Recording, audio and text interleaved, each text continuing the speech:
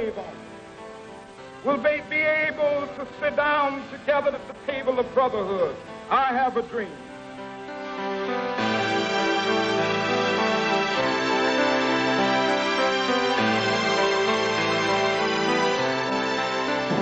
We're going to begin the first session in a few minutes.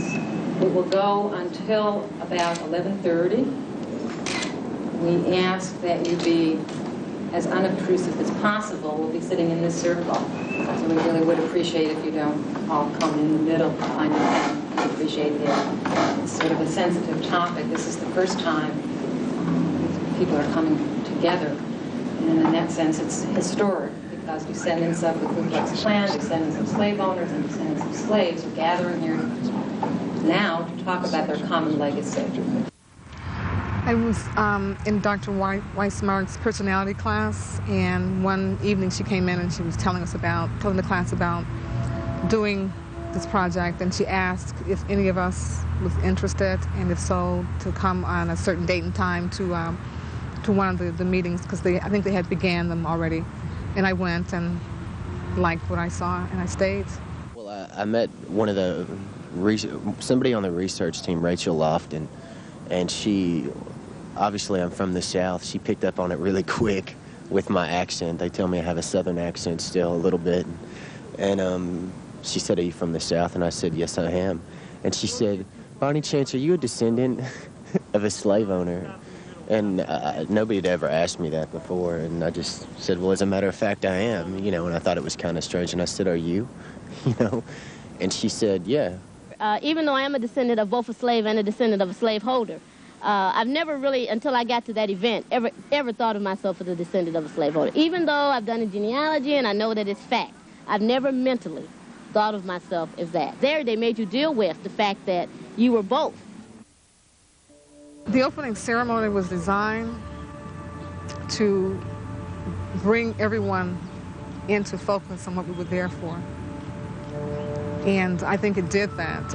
And it just so happens that the longer that you stare into someone's eyes and those around you don't know what's going on, that they may think at first, well, okay, they're looking at one another, and then their minds are wandering off to other things until they stop. But then when they don't stop, they're brought back to the center of that room, and that's where we wanted them to be.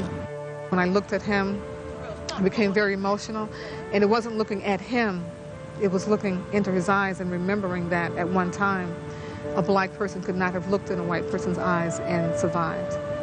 Visions at one time came to my mind, visions of people being hung or beaten because they were doing what he and I were doing, which is a simple act of looking into one another's eyes.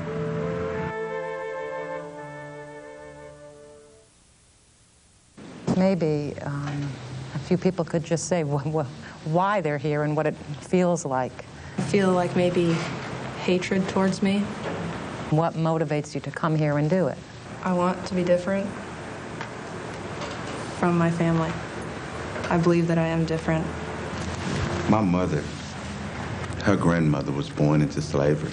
And so my mother, she had a very close relationship with her grandmother, and her grandmother would tell her the stories about how the slave master, raped her grandmother, and how they were very much intertwined, and how that has played a part in her life. I guess I've never really tried to understand how it all happened. Basically, have just assumed that it was so long ago. It is unfinished business as far as I'm concerned, because it hasn't been addressed. No one has even said to anyone else that I know that the country has never said that we're sorry it happened. And I think it's time for that to be said, because it did happen, and it happened to my family. My mother always referred to her grandfather as Papa. So she would tell stories about Papa, and Papa was a slave. He was born a slave, and as a young boy, his master gave him to the master's daughter, and a particular story about him getting in trouble as a little boy, and the slave master's daughter would not let anything happen to him, wouldn't let anyone whip him. She would always protect him. Where he slept was at the foot of her bed. the way we today would let our dog or our cat. You know, he had a pallet, a blanket that was laid at the foot of her bed, and that's where he slept every night. Just as a dog would, a pet that you cared about, but nonetheless a pet. I'm not as trustful as people should be of one another. Initially, a person, particularly a white person, has to prove that they are worthy of my trust. It isn't just blatantly given because of stories that they've told, stories that my father has told, stories about why he left the South, because he was treated less than a man. I don't mistrust every white person, and I don't trust every black person. What I've come to realize in my own living is that there are some good in all of us, and there's some evil in all of us.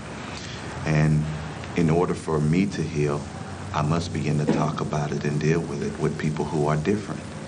I want to prove to people that I don't have all this hate that my ancestors had. I don't think that it's unusual for her to be trying to prove that she's not prejudiced as a white person. I think that may be kind of common.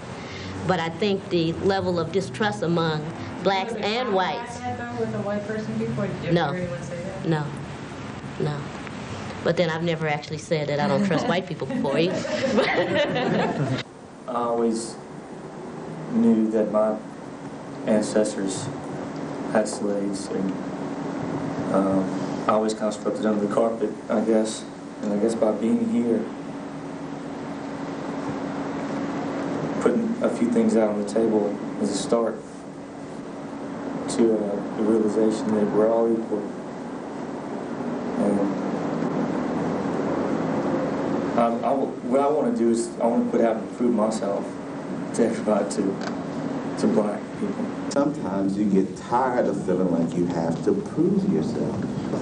And I never saw it from your standpoint that you felt like you had to prove to me that you were not prejudiced.